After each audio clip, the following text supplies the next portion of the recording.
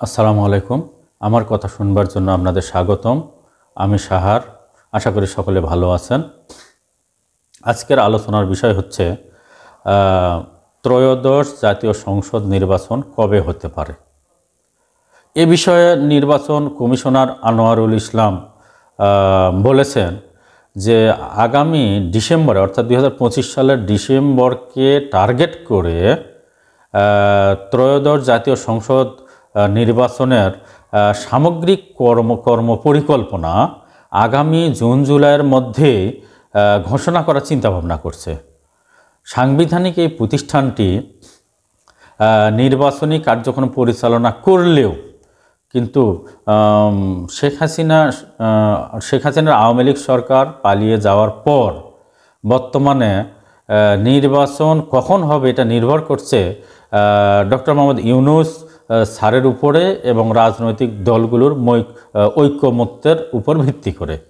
অর্থাৎ নির্বাচন কমিশন ইচ্ছে করলেও যে কোনো সময় নির্বাচনের তারিখ ঘোষণা করতে পারেন না। রাজনৈতিক দলগুলোর ঐকমত্য দরকার, ডক্টর মোহাম্মদ ইউনূস স্যারের মতামতের দরকার আছে। এর উপর ভিত্তি করেই নির্বাচনের রোডম্যাপ এবং কর্মপরিকল্পনা ঘোষণা করতে হবে। তবে এই প্রতিষ্ঠানটি বসে নেই, ডিসেম্বরকে টার্গেট করে জুন জুলাইয়ের মধ্যে তারা একটা কর্মপরিকল্পনা ঘোষণা করবেন। কিন্তু আমার কথা হচ্ছে এই যে গত ঈদ গেল, এই ঈদে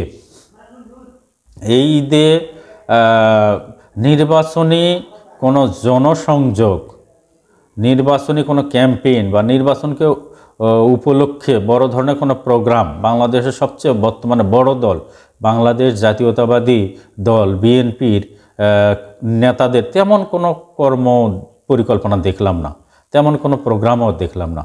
নির্বাচন পরবর্তী যে জনসংযোগ বা বিভিন্ন অনুষ্ঠান খুব একটা করা হয়নি।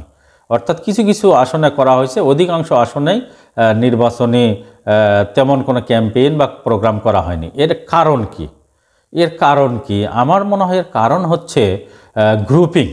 প্রত্যেকটি আসনে একাধিক হেভিওয়েট প্রার্থী থাকার কারণে, গ্রুপিংয়ের কারণে কে প্রচারণা করবে, কে নমিনেশন পাবে, কে পাবে না, এটা নিয়ে নেতারা অন্তর্দ্বন্দ্বে রয়েছে। আমি মনে করি বাংলাদেশের সবচেয়ে নবীন দল এনসিপি এই ঈদের পর 41টি আসনে তারা কিন্তু গণসংযোগ করছে, নির্বাচনে প্রচারণা করছে। তাহলে নতুন একটা দল 41টি আসনে করলো, আর বাংলাদেশ সবচেয়ে বড় দল জাতীয়তাবাদী দল বিএনপি কেন এসব প্রোগ্রাম থেকে দূরে সরে আছে বা সাইলেন্ট আছে? এর কারণ খতিয়ে দেখা দরকার। আমার ক্ষুদ্র জ্ঞানে যেটা বলছে গ্রুপিং ছাড়া কিছুই নয়। কারণ কেন্দ্র থেকে কেউ কোনো নিশ্চিত হতে পারছে না, কোনো নেতাই পারছে না যে কারা নমিনেশন পাবে, গণসংযোগ কারা করবে। এমনকি একটা অনেক এলাকাতে একটা পোস্টার পর্যন্ত দেখলাম না। পোস্টার না থাকার কারণ কি? হেভিওয়েট অনেক প্রার্থী আছে প্রত্যেকটি আসনে, কে পোস্টার ছাপাবে, নমিনেশন কে পাবে? কোনো নির্দিষ্ট কোনো কিছুই নাই। তাই বিএনপির নীতি নির্ধারণী ফোরামের কাছে আমি অনুরোধ করব, আপনারা আপনাদের দল গোছান, কাকে নমিনেশন দিবেন, ক্লিন ইমেজের লোককে বাছাই করেন, প্রয়োজনে একাধিক প্রার্থী বাছাই করেন, চূড়ান্ত পর্যায়ে হয়তো কাকে দিবেন। কিন্তু এখন থেকে ক্লিন ইমেজের প্রার্থী বাছাই করা উচিত। একবার নির্বাচনের আগে যা দিবেন তখন ভুল হতে পারে। আগে থেকে প্রস্তুতি নেন। নির্বাচন হবেই, জুনে না হলেও ইউনূস স্যার তো বলছেন ডিসেম্বরে না হলেও জুনে কিন্তু হবে 26-এর। তাহলে বসে থাকার কোনো সুযোগ নেই। আপনারা আসন ভিত্তিক আপনাদের প্রার্থী নির্বাচন করুন, সিলেক্ট করুন, যাতে তেনারা জনগণের সঙ্গে গণসংযোগ করতে পারে। আর নির্বাচন কমিশনার তো বসে নেই, তারা কিন্তু তাদের কাজ চলমান আছে। হঠাৎ করে যদি ডিসেম্বরে নির্বাচন হয়েই যায় তখন কিন্তু বিএনপি বেকায়দাত পড়ে যাবে। হুটহাট করে কাকে নমিনেশন দিবে, কাকে প্রার্থী সিলেক্ট করবে, ভুল হতে পারে। কারণ বিএনপির মধ্যে সবাই ক্লিন ইমেজের লোক নেই। এই জন্য আগে থেকে আপনাদের চিন্তা ভাবনা করে প্রার্থী সিলেক্ট করা উচিত, আগে থেকেই জনসংযোগের জন্য কাজ করা উচিত।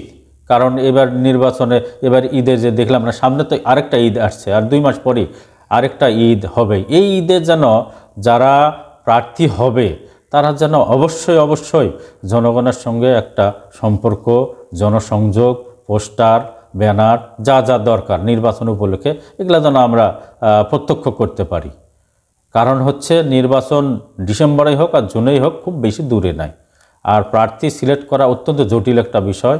আগে থেকেই আমার মনে হয় ক্লিন ইমেজের ব্যক্তিদেরকে নির্বাচন বা সিলেক্ট করা উচিত দলটির। এই আশাবাদ ব্যক্ত করে আমি আমার সংক্ষিপ্ত কথা এখানেই শেষ করছি। খোদা হাফেজ, ভালো থাকবেন, সবার সুস্বাস্থ্য কামনা করছি।